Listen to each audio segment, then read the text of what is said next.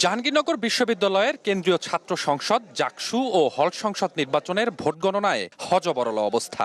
অস্বাভাবিক বিলম্বে ৩৩ বছরের অপেক্ষা আরও দীর্ঘ হচ্ছে।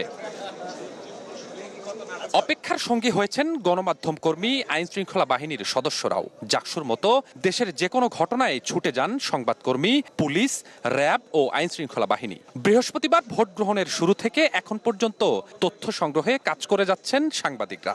চরম অব্যবস্থাপনার সত্ত্বেও পিছপা হয়নি কেউ। জাকসু ও হল সংসদ নির্বাচনের ভোট গ্রহণের ৩০ ঘন্টারও বেশি সময় পেরিয়ে গেছে। এখনো ফলাফল প্রকাশ করতে পারেননি নির্বাচন কমিশন। ফলাফল সহ প্রতি মুহূর্তের নানা খবরাখবর জানাতে গণনা কক্ষের বাইরে ঘন্টার পর ঘন্টা অপেক্ষা করছেন সংবাদকর্মীরা। ফলাফল প্রকাশে বিলম্ব হয় ক্ষোভ ও আক্ষেপের সুর তাদের কণ্ঠেও। এত লম্বা সময় এবং এত অল্প ভোট, মানে যেটা একটা বলা যায় খুবই সংখ্যাটা অল্প, সেইটা আসলে এত দীর্ঘ সময় লাগাটা আমার কাছে বিরক্তির। আইন শৃঙ্খলা বাহিনী, আমাদের সংবাদকর্মীরা তো আছেনই, হ্যাঁ, কিন্তু যারা আইন শৃঙ্খলা বাহিনী তাদেরও অনেকে ক্লান্ত হয়ে ঘুমিয়ে পড়ছেন। তারা আসলে জানতেন না যে এত সময় এখানে থাকতে হবে। শারীরিক সক্ষমতা, মানসিক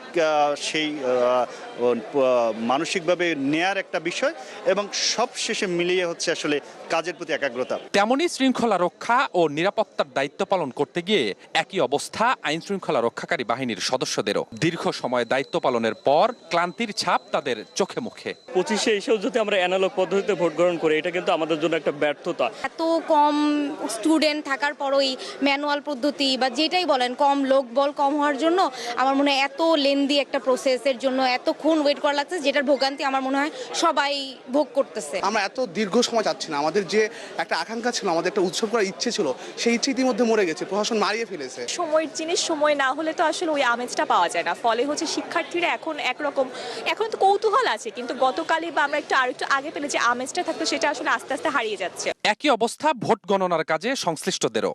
একদিকে হাতে ভোট গণনা, অপরদিকে লোকবল কম থাকায় বিশ্রামহীনভাবে চলছে কাজ। সিনেট ভবন, বটতলা সহ পুরো ক্যাম্পাসেই এলইডির সামনে রাত কাটিয়ে দিচ্ছেন শিক্ষার্থীরা। অপেক্ষা চূড়ান্ত ফলাফলের।